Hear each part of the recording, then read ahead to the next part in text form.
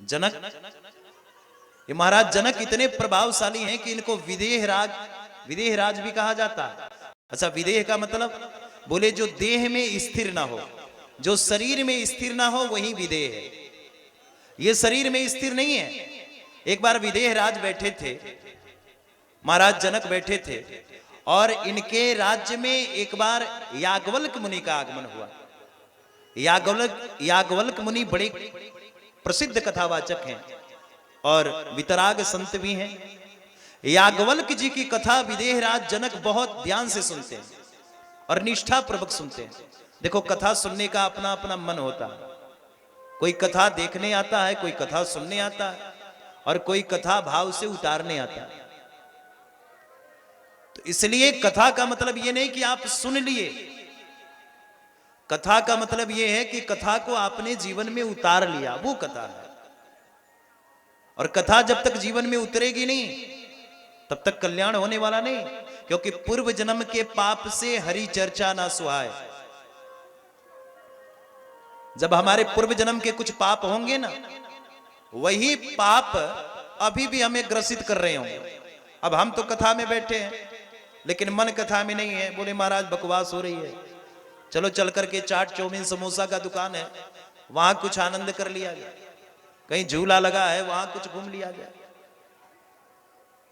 तो ये पूर्व जन्म के पाप से हरि चर्चा ना सुहाए। पूर्व जन्म का जो अपराध है वही अपराध हमारे ऊपर ग्रसित कर रखा है और हमें हरि की कथा अच्छी नहीं लग रही है, प्रभु की कथा अच्छी नहीं लग रही है। महाराज जनक कथा सुनने के बड़ी आदी हैं, रसिक हैं, रसिक संत हैं, विदेह राग हैं। एक बार इनके भवन में याज्ञवल्क्य मुनि का आगमन हुआ। महाराज याज्ञवल्क्य आकर के प्रतिदिन कथा सुनाते हैं। जितने साधु महात्मा आते हैं, जितने गृहस्थी जन हैं, वो सब भी बैठ करके आनंद पूर्वक कथा सुनते हैं। लेकिन याज्ञवल्क्य जी करते क्या हैं? बोले जब तक महाराज जनक का आगमन पंडाल में नहीं होता है तब तक कथा नहीं सुनाते।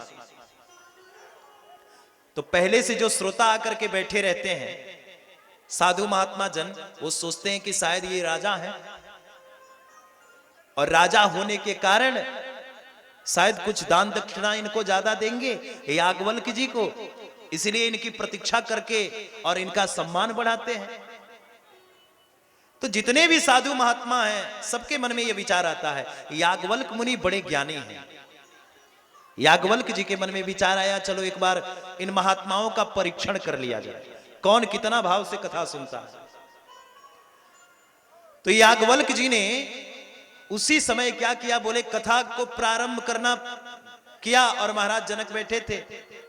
अपने कुछ सैनिकों को, दूतों को भेजा याज्ञवल्क्य जी ने, कुछ शिष्यों को, और कहा कि देखो जब कथा प्रारंभ हो आकर के कथा के बीच में ही कहना कि महात्माओं आपकी झोपड़ी जल गई, कुटिया जल गई।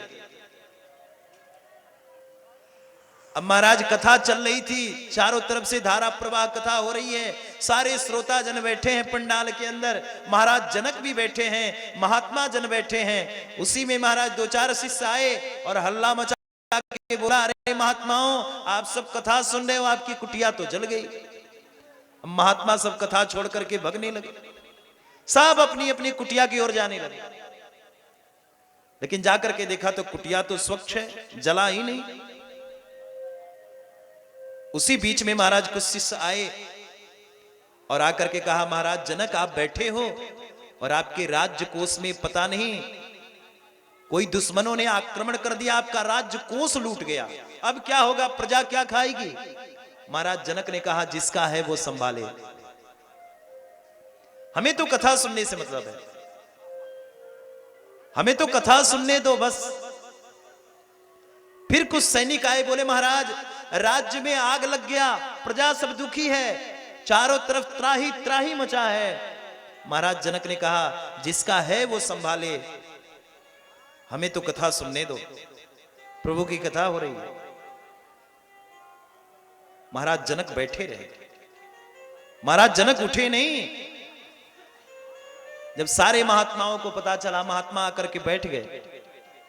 महाराज याज्ञवल्क्य ने जब कथा समाप्त की तो महात्माओं से पूछा, महात्माओं कुछ समझ में आया? महात्मा बोले महाराज क्षमा करें, समझ में तो नहीं आया।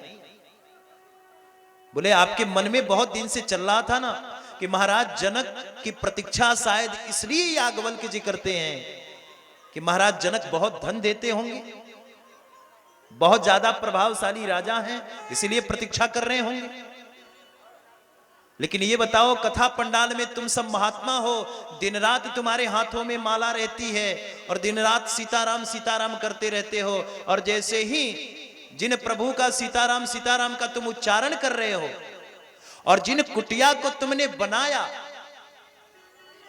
और वो छोटी सी कुटिया में जो पदार्थ तुमने रखा है, जब तुम्हें पता चला तो इतना पवित्र नाम का जप तुम करते हो, वो नाम जप कथा छोड़ करके और तुम अपने अपने कुटिया की तरफ भागे कि कुटिया जल गई।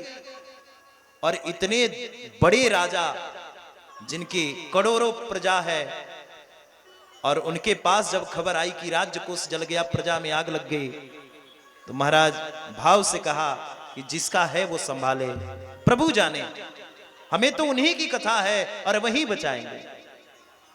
महात्माओं ने सर झुकाया, बोला महाराज इसीलिए ये विदेह राज है, इसीलिए इनका नाम विदेह राज के रूप में कहा जाता है कि इनके मन में तनिक भी भय नहीं, तनिक भी चिंता नहीं, और चिंता है भी तो किस बात की कि किसी प्रकार से प्रभु की कथा मिल जाए, प्रभु का चरित्र श्रवण करने को मिले।